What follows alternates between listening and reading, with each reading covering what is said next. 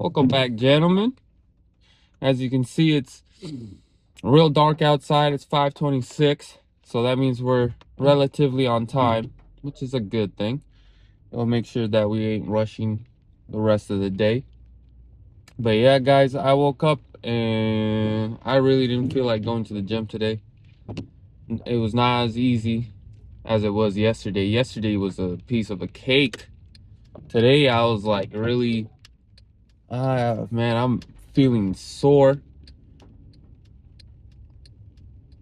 Oh, this weird dude on the middle of the street.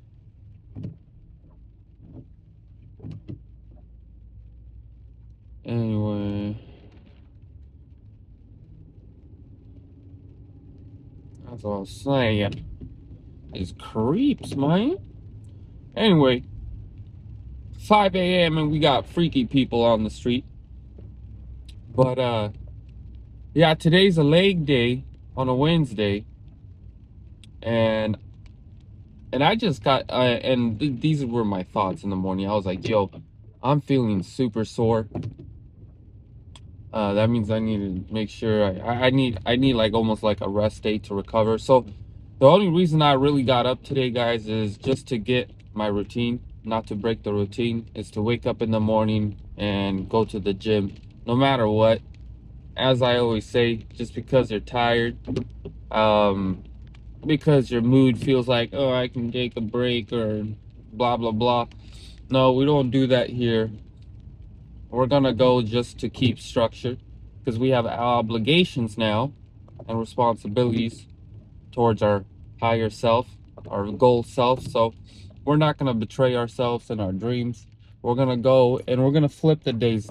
Usually my Thursdays are a rest day, so I'm gonna make today a rest day.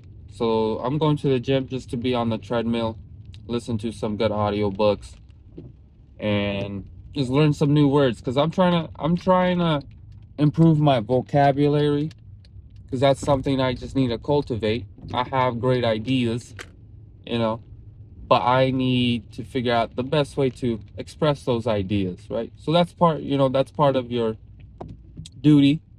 Is if you have a talent, you got to figure out how to express that talent, how to put that talent to work, and that might require you, and very might well require you to learn some new skills, some different things. So yes, part of our life on earth is to perfect the craft. And as a and and I want you guys to know that when you begin to perfect the craft and build skills, invest in education and stuff like that, and it's actually aligned with your purpose that you've taken time to realize through prayer, meditation, and reading the word and understanding who the Heavenly Father is and understanding that you're a child of God, cultivating all these things feel like obedience. It feels like righteousness. So yeah, you can get tired of doing it, but that tiredness comes with a satisfaction, a fullness, like, yeah, I'm doing the right thing. I'm being me, right? When you're being fake, you're not doing the right thing. You can be doing a good thing, but not the right thing, if that makes sense. And you can be putting in hard work, you're putting 10, 12 hours a day into it, and you go and sleep and you feeling like shit. You're feeling like something's off, the world's not about it, you're not feeling, nothing satisfies you. That's why, is because you're out of alignment. You're not being righteous. So when we speak about righteousness, it's not being about being a perfect moral person. We're talking about being aligned with God's desires for you and you being aligned with his character in terms of him being love, being a servant, and understanding that you got some gifts and talents to take advantage of. Don't be like the talent, don't be like that one person who had one talent. He dug it in the dug it underneath the dirt to keep it safe. And then when the master comes back, he's like, oh yeah, I didn't do anything with my talents. But what I did, I hid them. I was scared of people judging me. I was scared of putting effort in. right? And what does the master say? Lazy ass, man, lazy ass worker, man. Give me that talent. Now you got nothing. Why? Because you betrayed yourself. You listened to too many people's opinions, man. You can't be doing that. The fastest way to a sad life is caring about the opinions of others too much. And I'm not saying be arrogant. I'm not saying being, you know, think everybody else in the world is unwise. It's about knowing who you are.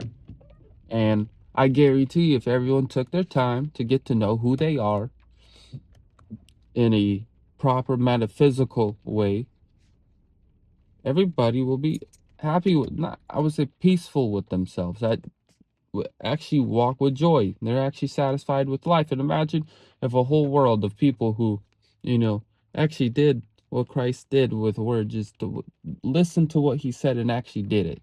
Not just believe in Christ, but actually do what Christ actually said. That's great. You believe in his crucifixion. But that was just one of his expressions. The reason he was crucified and resurrected is for us to believe that he had some divine authority.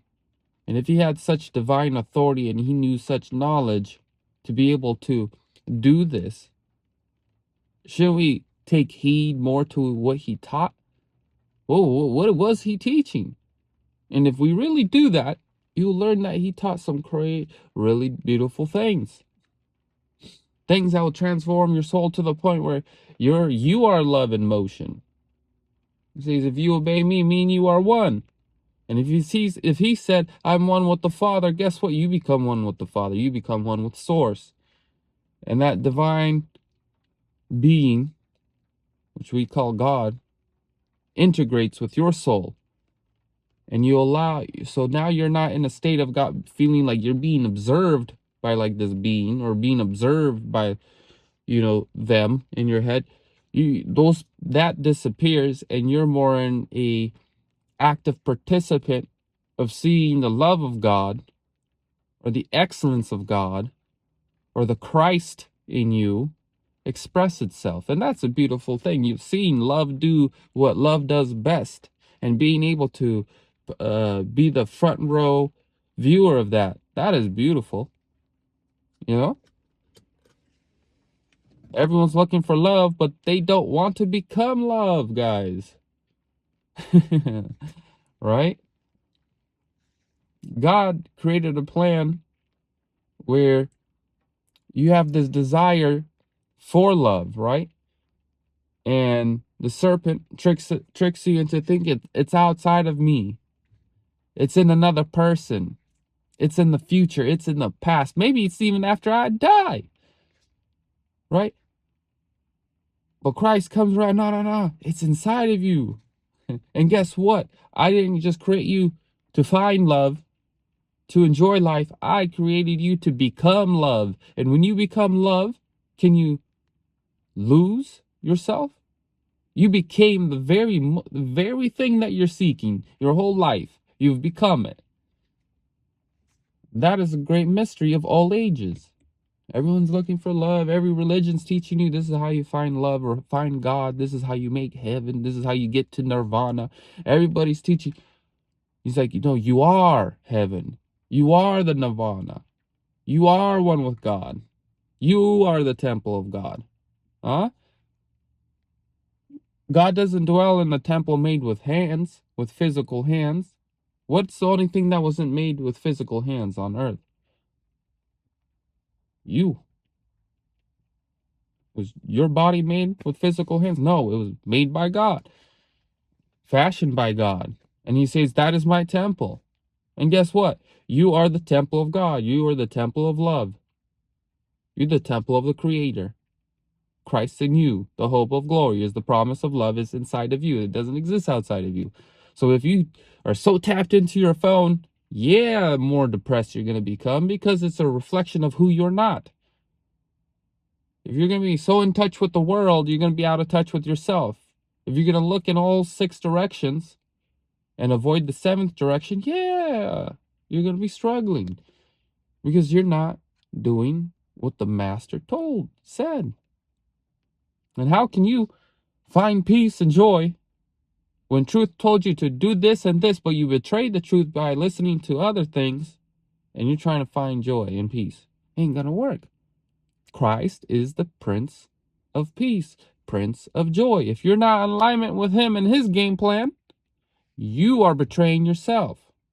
You're being the unwise steward because you think you can find it in someone else. But it's not going to happen. Trust me. I've been there. We've all been there.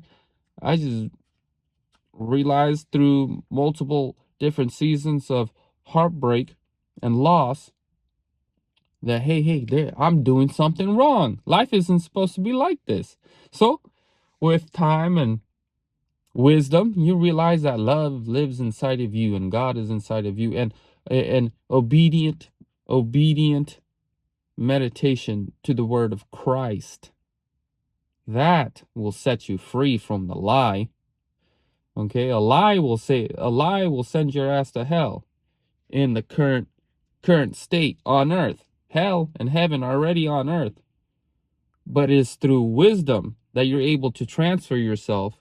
Well, it's practically through knowledge. It's through knowledge that you're able to transfer yourself from the kingdom of darkness into the kingdom of light, right? So that's why you ask for wisdom. You ask God, God, give me wisdom so I can understand the knowledge of Christ. And through the knowledge of Christ, I transfer myself into the kingdom of light. That means I gain enlightenment. I'm in the light. So that means I know the truth. And that will set me free from the lie that the whole world has believed in. Oh, and the lie is to believe that you're inadequate and lives outside of yourself and you need to appease it. And that's a lie. That's basically a lie. I'm not going too deep because that's just good enough. But all right, boys. Well, I don't have the paper. The video's already too long. But as always, guys, stay. Your plan is your boss, not your mood. Let's end it there. Your plan, your structure, your obligations, your responsibility is your boss. Your mood's not your boss. You gotta fire your boss. But anyways, guys, take action. Be intentional. And pray with God. Pray for your daily bread. I'm going to be praying for my daily bread while I'm on that treadmill. All right?